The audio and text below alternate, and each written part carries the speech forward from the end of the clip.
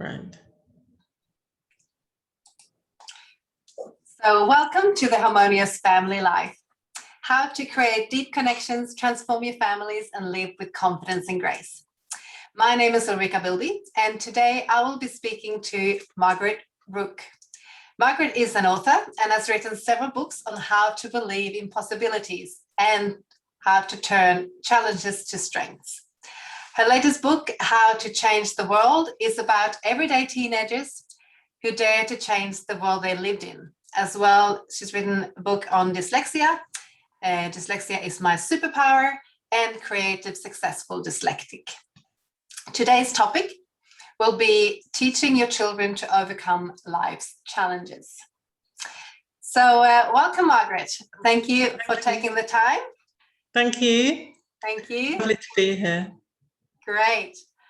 Why don't you take a little bit of time just to tell me a little bit more about yourself and your passion for what you do? Okay, well, I mean, I've been writing for a long time, and I have two children. And when my daughter was 13, we found out, to our great shock, that she was dyslexic, and we really hadn't expected that because she'd done very well during her first few years of school. And then when she went to high school, she stopped learning, and we had no idea why that was. And eventually we found out that she had dyslexia. And one of my first feelings about that was that I didn't want her to believe, because someone had given her a label, that she couldn't achieve whatever she wanted in her life. And that was my motivation for writing my books on dyslexia. I wanted to show her and all others like her that they could follow their dreams, they could overcome whatever the difficulties life may have presented them with, and do their very best in what they loved. So that was my motivation. And then my publishers asked me to write more generally about teenagers. And over here, there's quite a lot of negative media about teenagers. And there's been research that shows that they're generally by adults seen as lazy, antisocial, not just quite a negative feeling around teenagers. And I think that's partly because of the press they're given, of what we hear about them on the media. So I just started investigating and just found out how far from the truth that portrayal is, that teenagers are amazing and they do amazing things. And one of the things that I realized was that teenagers are so influenced by other teenagers. And a lot of parents worry about that and think they're getting out, they're losing control of their children. But in fact, if you're influenced by someone wonderful, then that's great. And the teenagers in my book are amazing. They've done amazing things. Yeah. So that is going into the book that you wrote about that we can change the world, right? Yes. Yeah. So you wrote that then, because I think that we all can recognize that, you feel a bit overwhelmed of the world that we live in right now. And absolutely. Also that we feel that, we maybe can't be in control over our circumstances, and that we can't change the whole world, but we actually can change our world, and we can do something, even though we can't maybe do everything. So, absolutely. Yeah. So why did you told me then why you created that book, and what difference does it make? What have you seen when you wrote that book, and what is it doing now? I just think it's a chance for, there's been a lot of studies over here about the mental health issues with young people, or teenagers feeling they're at something of a crossroads at the moment. And I just think this is a chance for them to see what changes they can make, either in their own life or in the world around them. And that there are obviously a lot of struggles. Some people struggle at school, like often kids with dyslexia do.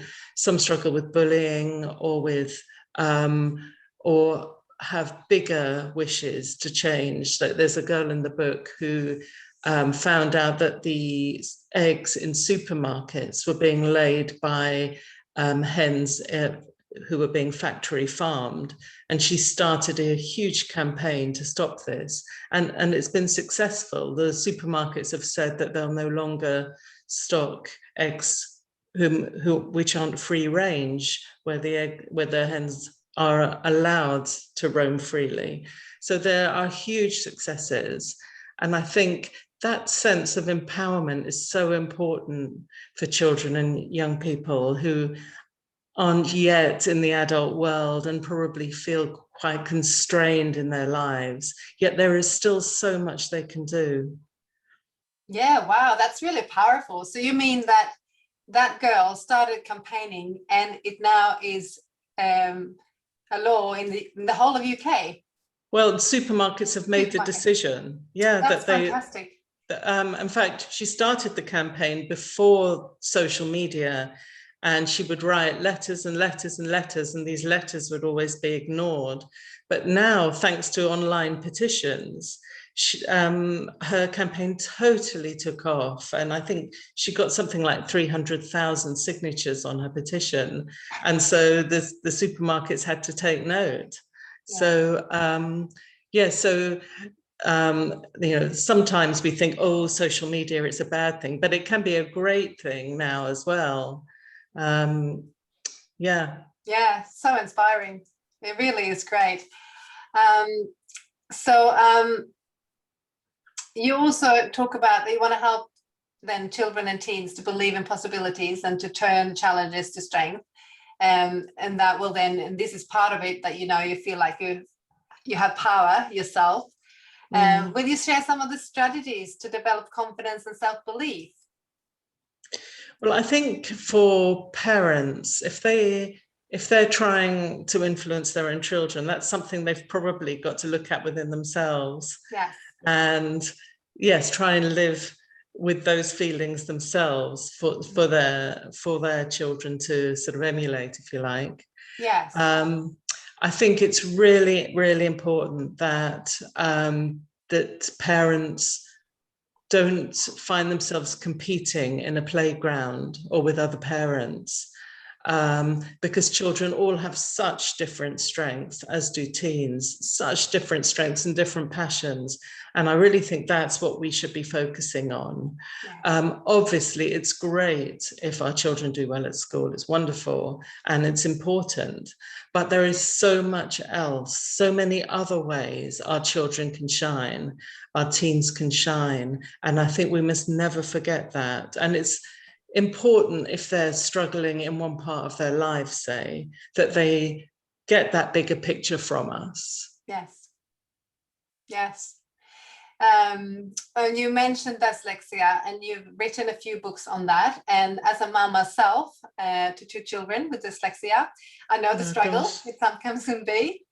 And it's interesting also to hear what you have to say about that. The brain works a little bit differently if you have dyslexia. Yeah.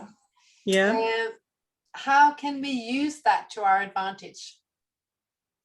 Well, I think that, I mean, in a way, what science has shown is that all brains of children and teens work differently in a way. They're all developing. They're all like sponges and learning. So it's a great time to influence them.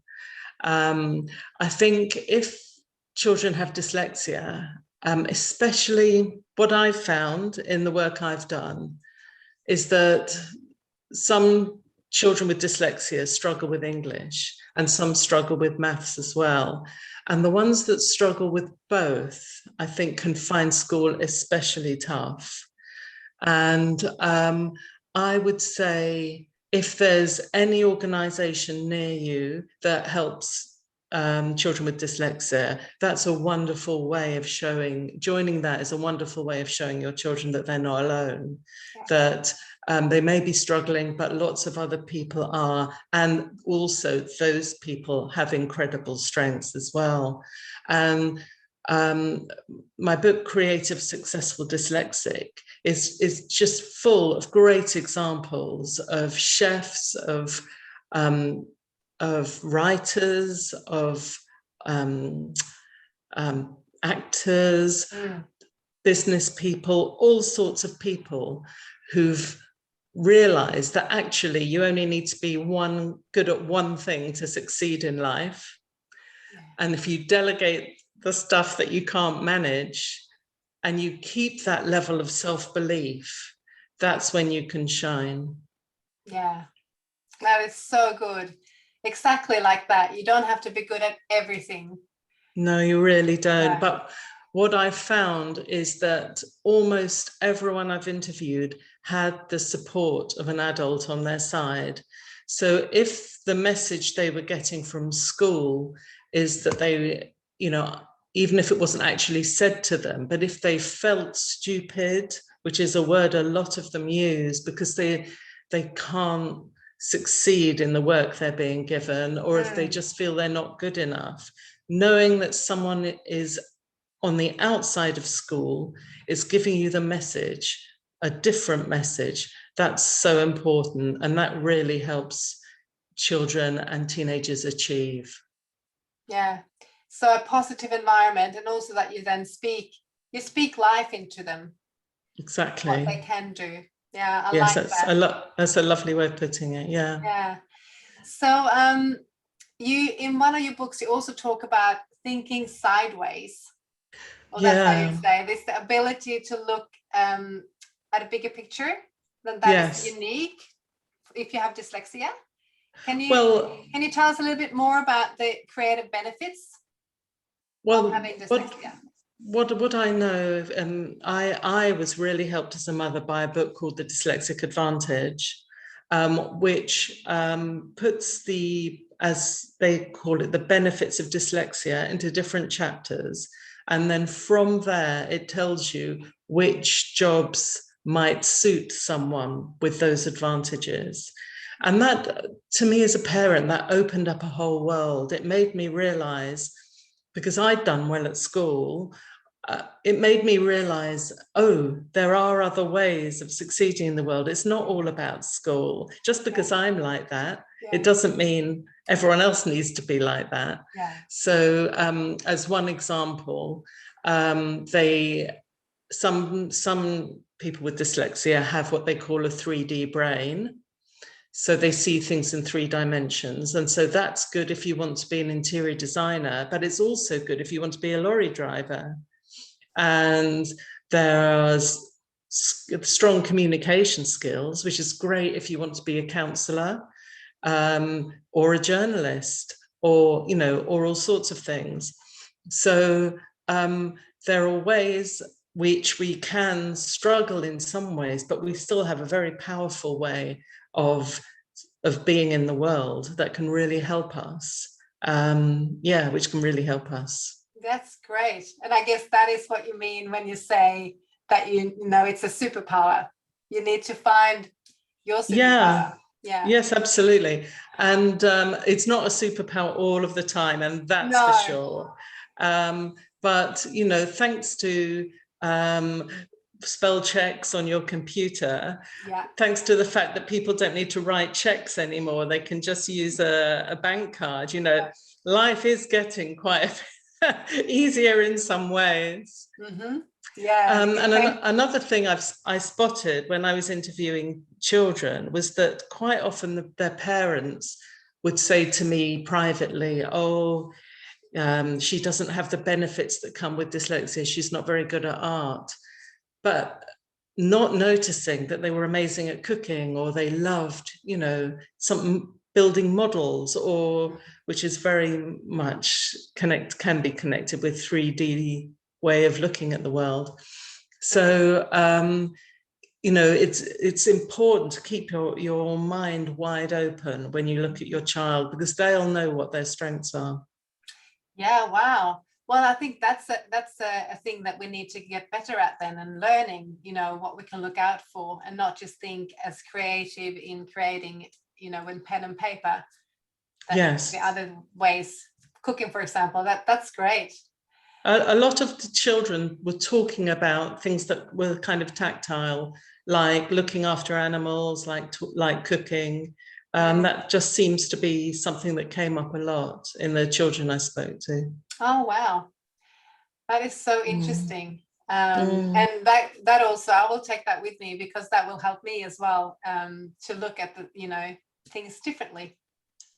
Yeah. So that is, just listening to you, I think it's just great. I hope that this will be giving, someone hope, and also help children to thrive in school and beyond later on in life. And just knowing that, you're not defined of what, you think that you have to be, or who you have to be in life, that there can be many ways of being. So is there any last words that you would like to share with us? Well, I'd quite like to mention some words from a girl called Isabel in my book, Dyslexia is My Superpower, most of the time. And she said, which I love, she said, if I found a way of cleaning up the oceans or repairing the hole in the ozone layer, would people not listen to me because I couldn't spell the words? And I thought, well, that says it all. Of course they would listen. There's so much that we all have great qualities. We all have ways we shine, and that's what we need to focus on. And that's what the adults in the lives of these children and young people need to do. They need to help them have that focus, help them do all they can to motivate them and to show them that their future is theirs to grasp. Yeah. Oh, that's so lovely. Well, thank you once again for joining us. If people would like to get in contact with you and buy some books, where will they find you? Well, my website is Margaret Rooke with an E at the end .com, which says where my books are available. They're all in bookshops and online. And my publisher is setting up a special code so that people get money off who watch your films. So oh, that's great. Yeah, yeah, that's fantastic. So we will just get that link here as well for the discount. That's very generous. Thank you very much. Lovely. So, thank you. Thank you for joining us, and everyone who's listening. So remember to go in and get Margaret's book if you want to know more about seeing the possibilities and turning struggles into strengths. So thank you once again, Margaret, for being here with us. And thank you everyone for listening, and have a good day.